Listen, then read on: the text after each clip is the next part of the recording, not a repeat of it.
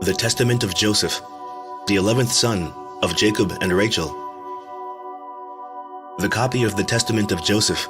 When he was about to die, he called his sons and his brethren together and said to them, "My brethren and my children, hearken to Joseph, the beloved of Israel. Give ear, my sons, unto your father. I have seen in my life envy and death, yet I went not astray, but preserved in the truth of the Lord. These my brethren hated me, but the Lord loved me. They wished to slay me, but the God of my fathers guarded me. They let me down into a pit, and the Most High brought me up again. I was sold into slavery, and the Lord of all made me free. I was taken into captivity, and his strong hand succored me. I was beset with hunger, and the Lord himself nourished me. I was alone, and God comforted me. I was sick, and the Lord visited me. I was in prison, and my God showed favor unto me.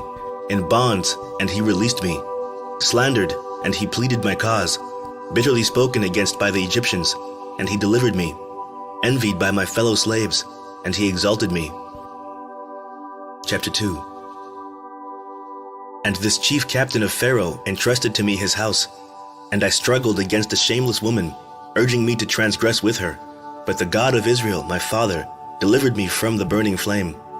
I was cast into prison, I was beaten, I was mocked, but the Lord granted me to find mercy in the sight of the keeper of the prison. For the Lord doth not forsake them that fear him, neither in darkness, nor in bonds, nor in tribulations, nor in necessities. For God is not put to shame as a man, nor as the Son of Man is he afraid, nor as one that is earth-born is he weak or affrighted. But in all those things doth he give protection, and in diverse ways doth he comfort. Though for a little space he departeth to try the inclination of the soul. In 10 temptations he showed me approved, and in all of them I endured. For endurance is a mighty charm, and patience giveth many good things. Chapter 3. How often did the Egyptian woman threaten me with death? How often did she give me over to punishment, and then call me back and threaten me?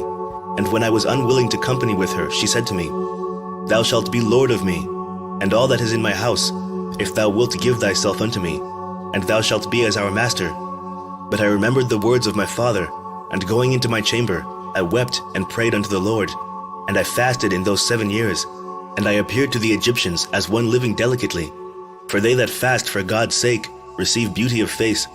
And if my Lord were away from home, I drank no wine, nor for 3 days did I take my food, but I gave it to the poor and sick. And I sought the Lord early, and I wept for the Egyptian woman of Memphis, for very unceasingly did she trouble me.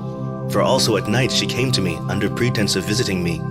And because she had no male child, she pretended to regard me as a son. And so I prayed to the Lord, and she bare a male child. And for a time she embraced me as a son, and I knew it not. But later she sought to draw me into fornication. And when I perceived it, I sorrowed unto death. And when she had gone out, I came to myself and lamented for her many days, because I recognized her guile and her deceit. And I declared unto her the words of the Most High, if haply she would turn from her evil lust. Chapter 4.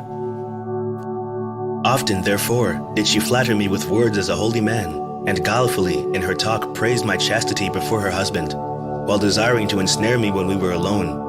For she lauded me openly as chaste, and in secret she said unto me, "Fear not my husband, for he is persuaded concerning thy chastity. For even should one tell him concerning us, he would not believe. Owing to all these things, I lay upon the ground, and besought God that the Lord would deliver me from her deceit. And when she had prevailed nothing thereby, she came again to me, under the plea of instruction, that she might learn the word of God. And she said unto me, If thou willest that I should leave my idols, lie with me, and I will persuade my husband to depart from his idols, and we will talk in the law of thy Lord. And I said unto her, The Lord willeth not that those who reverence him should be in uncleanness, nor doth he take pleasure in them that commit adultery, but in those that approach him with a pure heart and undefiled lips. But she held her peace, longing to accomplish her evil desire, and I gave myself yet more to fasting and prayer, that the Lord might deliver me from her. Chapter 5. And again, at another time she said unto me, If thou wilt not commit adultery, I will kill my husband by poison, and take thee to be my husband. I, therefore, when I heard this, rent my garments, and said unto her, Woman, reverence God, and do not this evil deed, lest thou be destroyed. For know indeed that I will declare this thy device unto all men. She therefore, being afraid, besought that I would not declare this device, and she departed, soothing me with gifts, and sending to me every delight of the sons of men. Chapter 6. And afterwards she sent me food mingled with enchantments, and when the eunuch who brought it came, I looked up and beheld a terrible man giving me with the dish a sword, and I perceived that her scheme was to beguile me. And when he had gone out, I wept, nor did I taste that or any other of her food. So then, after one day, she came to me and observed the food, and said unto me, Why is it that thou hast not eaten the food? And I said unto her, It is because thou hast filled it with deadly enchantments. And how saidst thou, I come not near to idols, but to the Lord alone. Now therefore, know that the God of my father hath revealed unto me by his angel thy wickedness, and I have kept it to convict thee, if haply thou mayest see and repent. But that thou mayst learn that the wickedness of the ungodly hath no power over them that worship God with chastity. Behold, I will take of it, and eat before thee. And having so said, I prayed thus, The God of my fathers, and the angel of Abraham be with me, and ate. And when she saw this, she fell upon her face at my feet, weeping. And I raised her up, and admonished her, and she promised to do this iniquity no more. Chapter 7. But her heart was still set upon evil, and she looked around how to ensnare me, and sighing deeply, she became downcast, though she was not sick. And when her husband saw her, he said unto her, Why is thy countenance fallen? And she said unto him, I have a pain at my heart, and the groanings of my spirit oppress me. And so he comforted her who was not sick. Then accordingly, seizing an opportunity, she rushed unto me while her husband was yet without, and said unto me, I will hang myself, or cast myself over a cliff, if thou wilt not lie with me.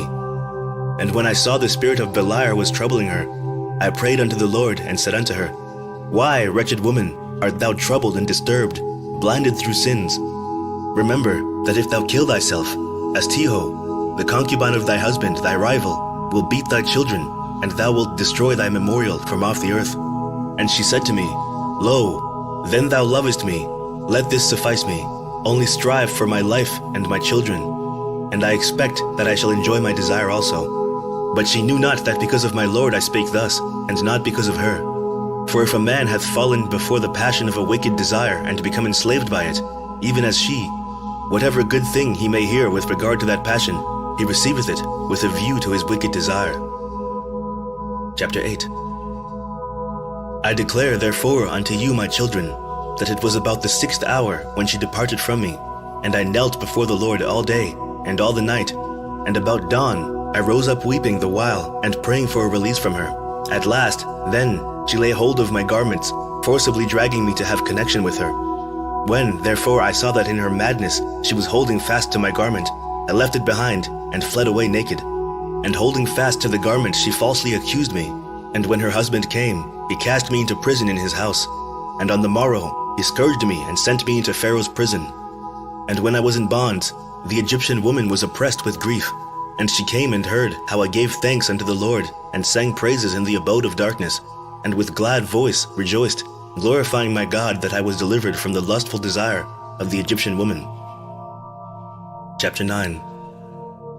And often hath she sent unto me, saying, Consent to fulfill my desire, and I will release thee from thy bonds, and I will free thee from the darkness.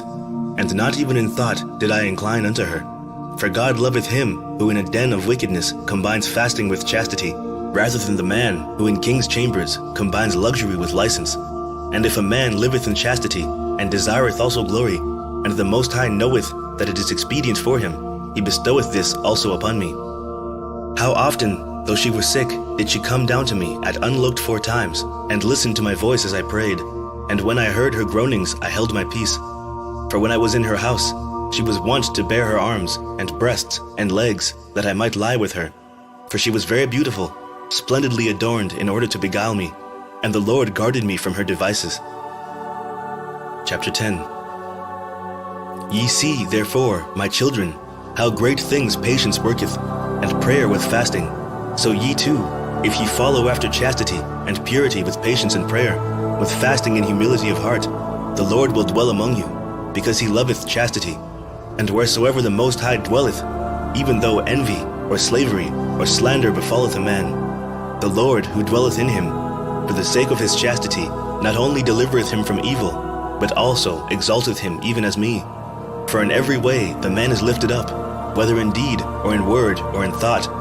My brethren knew how my father loved me, and yet I did not exalt myself in my mind. Although I was a child, I had the fear of God in my heart, for I knew that all things would pass away, and I did nor raise myself against them with evil intent, but I honored my brethren, and out of respect for them, even when I was being sold, I refrained from telling the Ishmaelites that I was a son of Jacob, and a great man, and a mighty.